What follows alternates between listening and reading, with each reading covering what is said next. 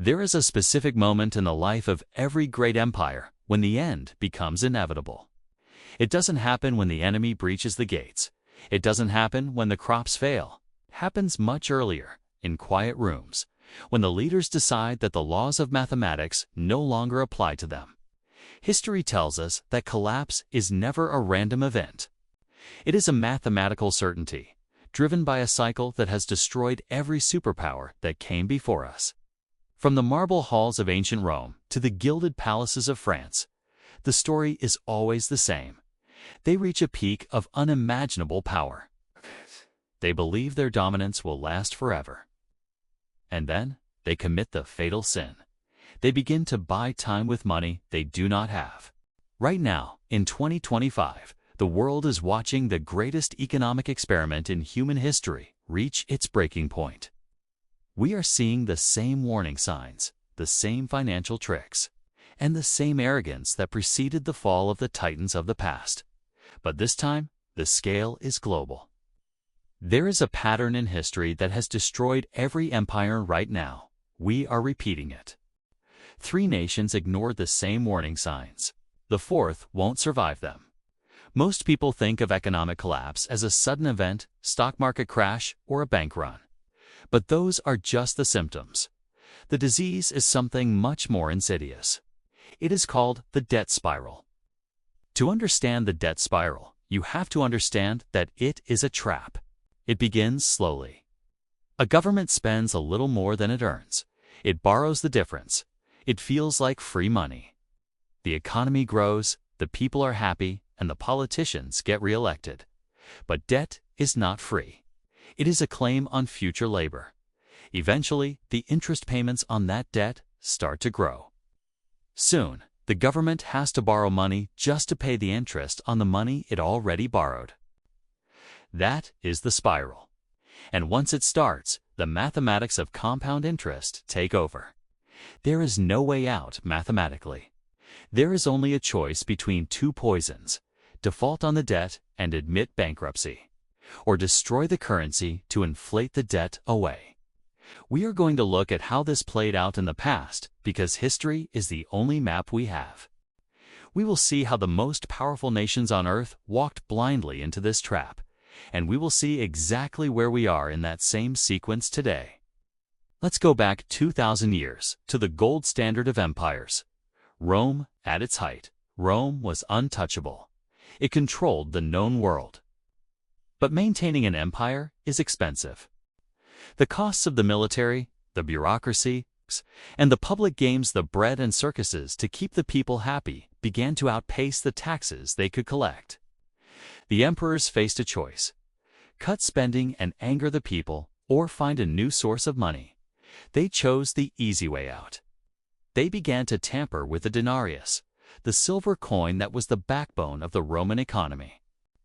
Nero began by reducing the silver content of the coins from 100% to 90%. It seemed harmless. The coins looked the same. But suddenly, the emperor had more money to spend.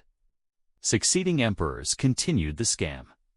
They mixed in copper, bronze, and cheaper metals. By the time of Emperor Gallienus, the denarius was only 5% silver. It was essentially a bronze token washed in silver dye. The result? Runaway inflation. Soldiers demanded higher wages because their money was worthless. Merchants hoarded goods. The economy ceased to function. When the Visigoths finally sacked Rome, they didn't just defeat a military. They kicked over a rotting economic structure that had already collapsed from within. Fast forward to 18th century France.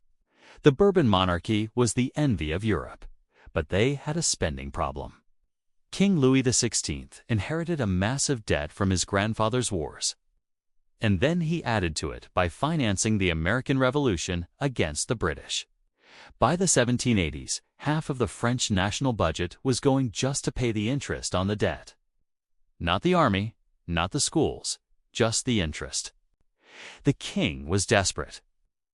He couldn't raise taxes on the peasants who were already starving, and the nobility refused to pay. So, the revolutionary government that followed tried a new trick: paper money. They issued the Assignats, currency backed by the value of land confiscated from the church. It was supposed to be a temporary measure. But the printing press is addictive. They printed more and more. In just 6 years, the supply of money exploded and its value collapsed. A pair of shoes cost 200 livres. People were starving while swimming in paper money. This economic chaos led directly to the Reign of Terror and the rise of Napoleon. Rome and France. Different eras, different technologies, but the exact same story. They rose to power, they overextended, and they tried to print their way out of debt. And they all made the same mistake, the same one we're making right now. If we abstract the lessons from these stories, we can see a clear, repeatable framework. Every empire follows the same 5 stages, and once you see them, you can't unsee them. Stage 1 is the era of sound money. This is when the nation is rising. The currency is backed by something real: gold, silver, or hard assets. The economy is built on production, saving, and investment. There is little debt, and the future looks bright. Stage 2 is overreach. The nation becomes a superpower. Leaders become overconfident. They believe they can afford anything: wars, massive social programs, global influence. Government spending begins to exceed income. Stage 3 is financial overreach. To pay for the overreach, the government begins to borrow heavily. This is the turning point. The debt starts to pile up, but the economy still looks strong because all that borrowed money is flowing through the system. It feels like prosperity, but it is actually a hallucination fueled by credit. Stage 4 is currency debasement. This is the most dangerous phase. The debt becomes so large that the government can no longer pay the interest through taxes alone. So the central bank begins to monetize the debt. In Rome, they clipped coins. Today, we call it quantitative easing. They print money to buy their own debt. The currency begins to lose value. Prices rise. The wealth gap explodes because asset prices soar while wages stagnate. Social trust begins to decay. Stage 5 is collapse.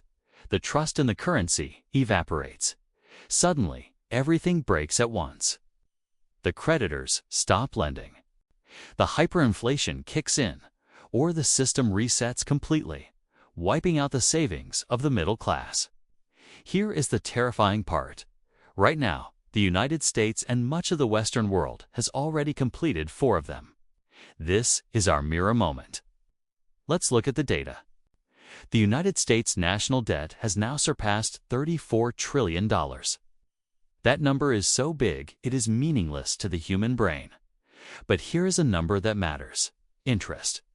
For the first time in history, the U.S. government is spending more on interest payments for the debt than it spends on national defense. Think about that. The greatest military power on earth is paying more to its bondholders than to its soldiers. We are in the late stages of Phase 4. We have overextended militarily, with hundreds of bases worldwide, just like Rome. We have spent decades running deficits, funding everything from foreign wars to domestic entitlements on a credit card. And since 2008, and aggressively in 2020, the Federal Reserve has printed trillions of dollars to keep the system afloat. Stage 1, check. Stage 2, check. Stage 3, check. We are living through the currency debasement right now. You feel it every time you go to the grocery store. You feel it when you look at house prices. They tell you it's supply chain issues or corporate greed. But history tells us it is simply the devaluation of your money. The dollar is losing its purchasing power because the system requires inflation to keep the debt from imploding. So, what happens next? If we follow the pattern, we are approaching the cliff. When empires fall, it's never slow. It's sudden, brutal, final. If the debt spiral continues, there are only 2 ways this ends. One path is a deflationary collapse. The government tries to stop inflation by raising interest rates and cutting spending, but the debt is so high that this triggers a massive wave of defaults.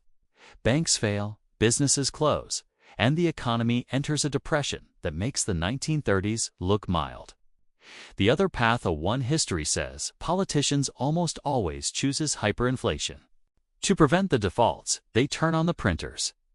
They print to pay the soldiers, print to pay the pensioners, print to bail out the banks. The dollar floods the world. Prices double, then triple. Your savings in the bank stay the same number, but they buy nothing.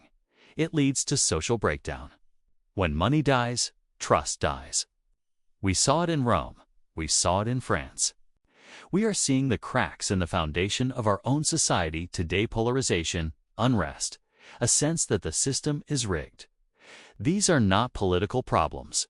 They are economic symptoms of a dying currency. Maybe this time will change, but history says otherwise. The momentum of the debt is too great, and the political will to fix it is too weak. The cycle is turning. The sound money era is a distant memory, and the collapse stage is looming on the horizon.